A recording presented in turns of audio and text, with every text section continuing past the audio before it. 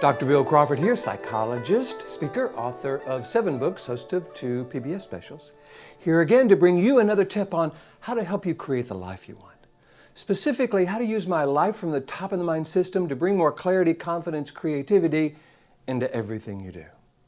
Today I want to look at the subject of resolving conflict or conflict in general, because I think for many people that is a problem. Have you noticed how it gets in the way of families and businesses and making good decisions and relationships? We get into this kind of debate about who's right. And we're trying to convince the other person that we're right. They're trying to convince us that they're right. And we get into this kind of resistant debate and we're kind of cycle really where it just gets worse and worse and worse. So what I like to do is bring a new perspective to the concept of conflict resolution. So we're bringing more clarity, confidence, creativity to the process. Clarity, from my perspective, has to do with what's going on in the brain. See, I've learned that every thought, every feeling, everything we feel, think, do, and say, how we react to others, how others react to us, all has to do with how the brain processes information. So what I've done is created a system that shows people how to access this clear, confident, creative part of who they are regardless of the situation. And again, I think that's so important in conflict resolution. So basically what you've been taught to do when you're in conflict with someone, you've been told you're supposed to listen to them. Now, that's the last thing we want to do because what they're saying doesn't seem to make any sense. It just seems so wrong and we want to just convince them of how wrong they are. Have you noticed they don't say, "Thank you for sharing," well, never thought I was so wrong. I'm going to change my mind.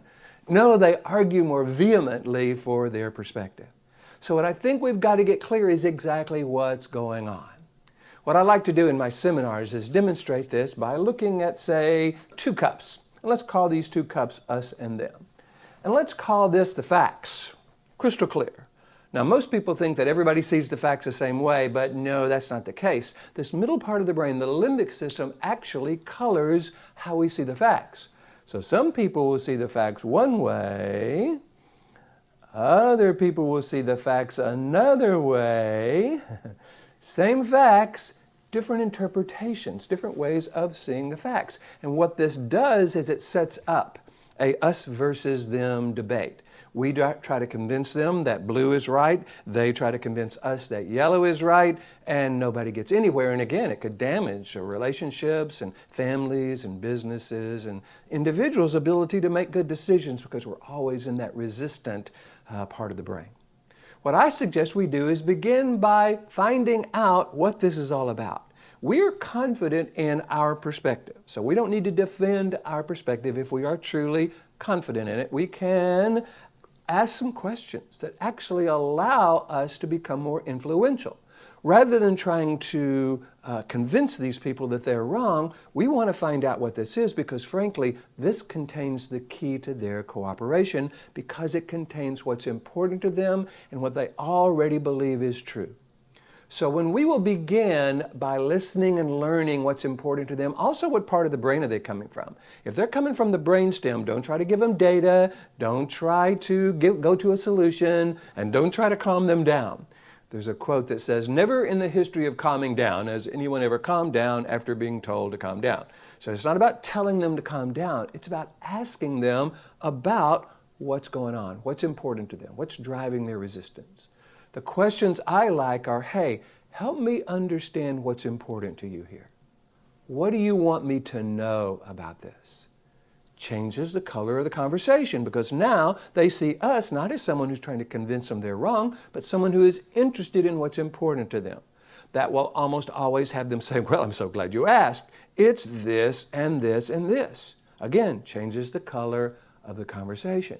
We now have information we didn't have before about what's important to them. Now, they have to know that we understand it. We don't have to agree with it, but we've got to get it. If you've ever been talking with someone and you could just tell by the way they were talking to you, they didn't get it, they didn't understand. Have you noticed how you weren't really eager to hear what they said next? We want them to be eager to hear what we say next. So we got to let them know, I can see how you'd see it that way. I can understand how that would be important to you. That lets them stop needing to defend their perspective. We don't want them defending their perspective. We want them open to hearing our perspective. So what this does is moves us from conflict to understanding. We are clear about what's important to us. We are confident in what's important to us. And now we become very creative. We begin to blend what's important to them with what's important to us so that we move to a new perspective. Now, in order to do that, we have to shift from a debate about the past to a conversation about the future.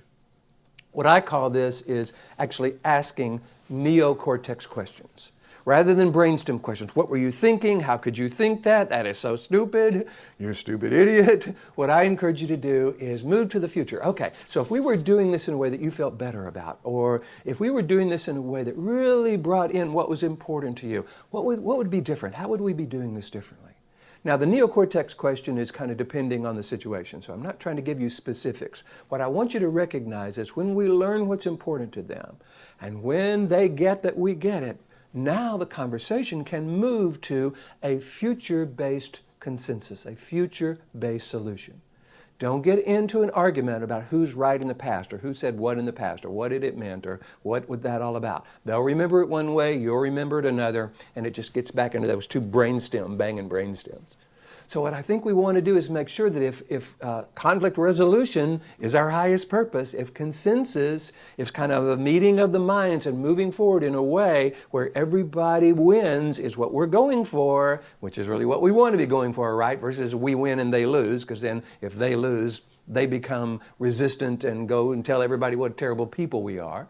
So we want to get into a situation where cooperation and resolution is what's going on in the future. We've got to know what's important to them, they've got to know we get it, and then we've got to ask that neocortex question. If this is different from other conflict resolutions concepts you've heard before, this is part of my life from the top of the mind system.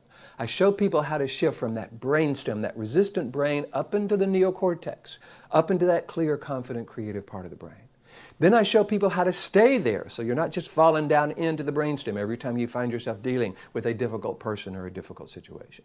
Then I show you how to get people, others, to shift from their resistant brain to their receptive brain so they actually hear and understand what you're wanting them to know.